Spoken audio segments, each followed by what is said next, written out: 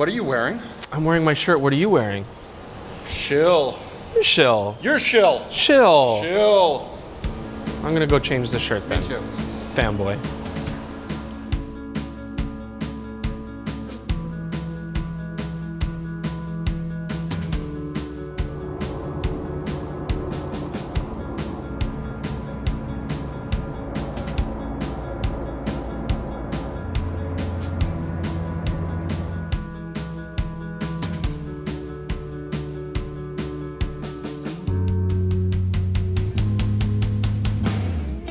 Welcome back to Your TV viewers, Chris Nichols here, and as you can see we're not in Alberta anymore. We're out here with Olympus in Costa Rica. It's an amazing country so far, and we're playing with the brand new OMD E-M1 III. And I do want to mention that Jordan is shooting the entire episode on one as well, which I know you guys love. And we've got a pre-production camera officially, but it is final firmware. Now we are actually pleasantly surprised how quickly this camera came out, because we played with the E-M1X, very powerful camera, large, had the composite capabilities, had the live ND, we loved all that kind of stuff. But admittedly it was an expensive camera, And then we played with the E-M5 Mark III, which is compact, it's affordable, it's still rugged, but it was lacking some of those really interesting features. And it also made you wonder, well, where does that leave the E-M1 Mark II? This camera is now kind of left behind. Well, the version 3 is out, and we're going to play with it over the next couple days here, just really see where does this fit in this lineup. Now, we're on this boat, and we're doing a crocodile tour. Very cool. Lots of opportunities for birds here along the riverbanks, lots of interesting animals, and hopefully we'll see a crocodile or two. But we've got Rob here from F-Stoppers with his butt. There he goes. And looks like he's already been here because he's got the belt to show for it.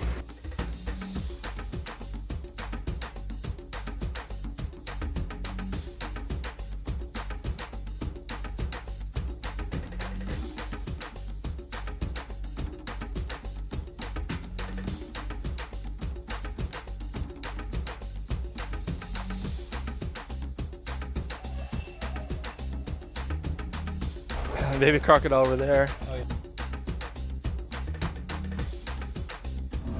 Now, the handling of this camera is good, absolutely. I like the grip. It's got a lot of stuff on the back, and yet I don't feel that I'm covering or pushing anything. Very familiar controls if you have used an Olympus before. Now, compared to the E-M1 Mark II, this is now added an autofocusing joystick, and I've actually been using that quite a lot today.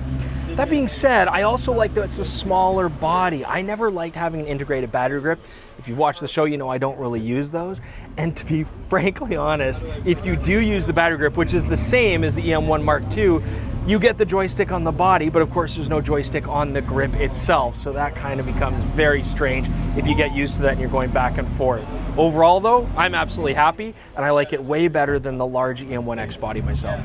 Now, I know we gush about this all the time, but Olympus really does have one of the most effective image stabilization systems of any of the camera manufacturers. Now, I don't have a tripod with me in the boat, neither does Jordan. He's hand-holding all the video today. I'm hand-holding all the action shots, and that makes sense. I mean, I need fast shutter speeds to freeze things, so my ISO is jumping up there a bit. But if you are doing, slow shutter speed shots, if you're worried about handheld sharpness, this camera is absolutely stable. Now, on top of that, you have things like the live ND mode. You've got things like the handheld high-res mode, and again, those don't need tripods to work. That's still one of our favorite features on the E-M1X. That's something we really felt was missing on the E-M5 Mark III, and I'm glad that we have it on this camera now.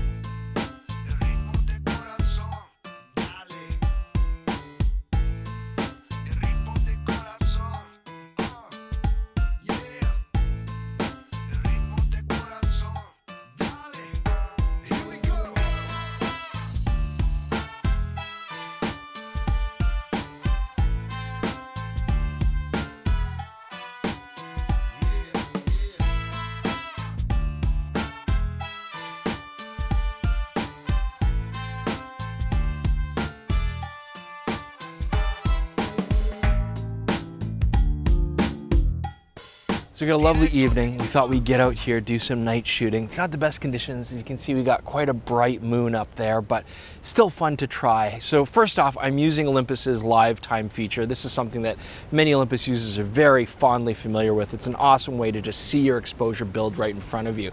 But we're also testing a brand new feature on the OMD E-M1 Mark III. None of the other cameras have this as of now, and that is the starry as or maybe it's autofocus, I don't know, feature. Now what this basically does is simplify the whole process of trying to focus on stars, which can be notoriously difficult.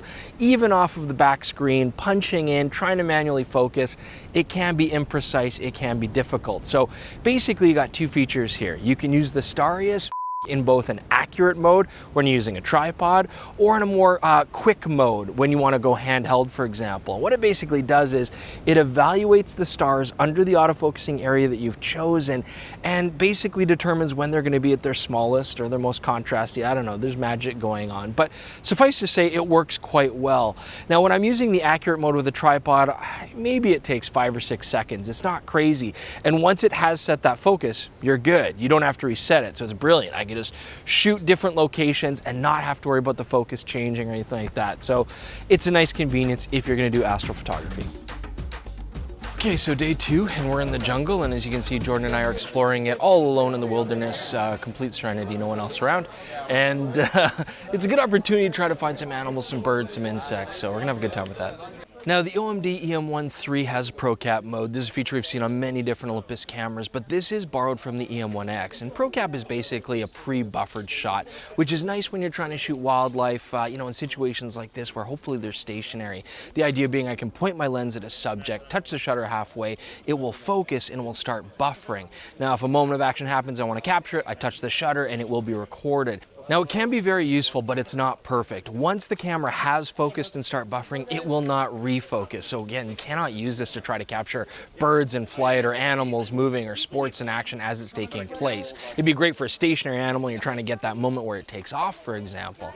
The other thing you have to keep in mind is you're still getting a lot of lag. So once you start buffering, you're basically down to, you know, it almost looks like 10 frames per second video. It's pretty rough. And again, it makes it very difficult to track anything if it starts to move. So it's great that we're seeing a lot of technology come over from the E-M1X, but we're also seeing a lot of older technology sticking around. And this isn't really a complaint with just the E-M1 Mark III. It's kind of a complaint with the whole Olympus high-end family in general. When it comes to EVFs, we are losing a little bit compared to the competition. We still have the same 2.36 million dot EVF. And, you know, again, we're not going to get too much in the specs, but this is just one of the issues that really I find glaring. Looking through the viewfinder, yeah, sometimes highlights look more blown out than they actually are. That could be a little hard to judge, and the resolution, especially for a wildlife sports camera, is usable, but I still feel you get a better experience from some of the other competition. I mean, we're up to well over 5 million dots on some of the other flagship cameras, and this camera can shoot very quickly. We're looking at 10 frames per second mechanically, 18 frames per second electronic shutter mode, and that's if you want autofocus working. It can go way faster than that if you don't need autofocus continuous.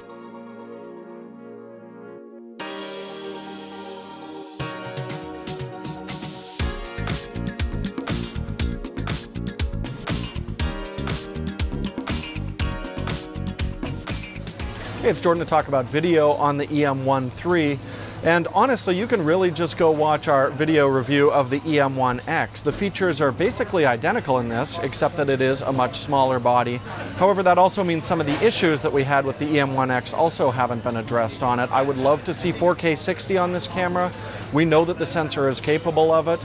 As well, we've got some weird stuff like not being able to use the live ND while you're shooting time-lapse when the camera is set to interval mode. But I do love the image stabilizer on it. It was a real treat being able to take a small light camera like this, shoot completely handheld, and I did not miss a tripod or a monopod for a single second. So if you need a small light camera with decent autofocus, this is a great option, but I would still lean towards the Panasonic G9 if you can forego that nice phase detect autofocus.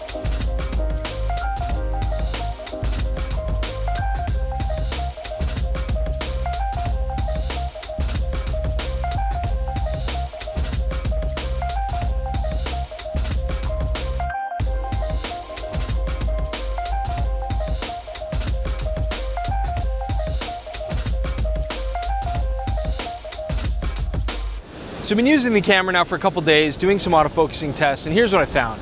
First off, actually very impressed with the capabilities of single autofocus and continuous autofocus. The hybrid AF system here is doing a great job. I'm very confident that I can get shots in focus, and I had a pretty high hit rate, as long as I use the camera in a more traditional manner. What I mean by that is using single point with a single box, or doing continuous autofocus and setting up a zone of points, and as long as my subject stays in there, I get a really good success rate. Where it's not going to do well is compared to other cameras in the tracking department. That's where the Olympus still has a weakness. Continuous autofocus with the tracking box, it's still erratic, it loses its subject, and this is where Nikon or Canon or Sony are really going to do a great job with the tracking compared to this. Compared to the Panasonic though, which is using its DFD system, I do find that I had a more confident experience here and a higher success rate getting shots in focus. Now, face and eye detect is also improved here, so we're really seeing all the companies now really fleshing this system out, and it is very effective. The Olympus is picking up faces quickly and accurately at quite far distances. Of course, I can set which eye I want in focus. The only thing that this is really missing from the E-M1X experience is the deep learning-based planes, trains, and automobiles AF, and honestly, it seemed like a funny thing when it first came out. I'm really not finding that to be a detriment, especially in what we're shooting here. Now, of course, we've talked about a lot of the fun stuff that we have on this camera borrowed from the E-M1X, like the live time, the live bulb, things like the handheld high-res mode, which is a lot of fun to use. Had good success with that. And one of my favorites that I got to play with on the E-M1X and that I'm happy to have here is the live ND feature. Looks largely unchanged, but it is a lot of fun. So basically, I can go up to 5 stops of ND on the camera without actually having a filter on here. As well, I can hand hold at significantly slower shutter speeds than I normally would, and I can still get nice sharp subject matter. It does a great job when you've got one subject stationary and then the rest of it just moving, and it's so easy to use. It means that I probably don't have to take out filters or a tripod in a lot of situations, or it also means I can combine it with the tripod and filters and get even better results. So again, really nice computational capabilities that work properly here. So we've talked a lot about the features that I enjoy on this camera and some of the features that I don't enjoy on this camera, but really I can't help but get a strong sense of deja vu, like I've used this before, and that makes sense because this is effectively an E-M1X in a smaller body. I think that's the big takeaway. Overall though, let's keep this in mind. I love the fact that it's smaller and more compact. I can travel with this camera much easier than E-M1X.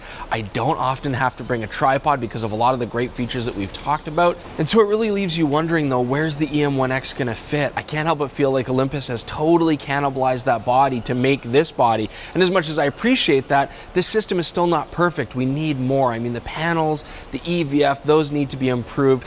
I don't know where Olympus is going to go with this in the future, but they definitely need to make some improvements to keep this system as competitive as possible. So thanks so much for joining us. I hope you guys enjoyed this review. I did get to play with the 12 to 45 f4 lens. That's a new compact travel lens. We have a video about that coming out very shortly after this one. Look out for that. And please subscribe, go to Instagram, go to Twitter, go to dpreview.com. You'll get all the full stats there if you're looking for those. Thanks so much for joining us, and we'll see you soon.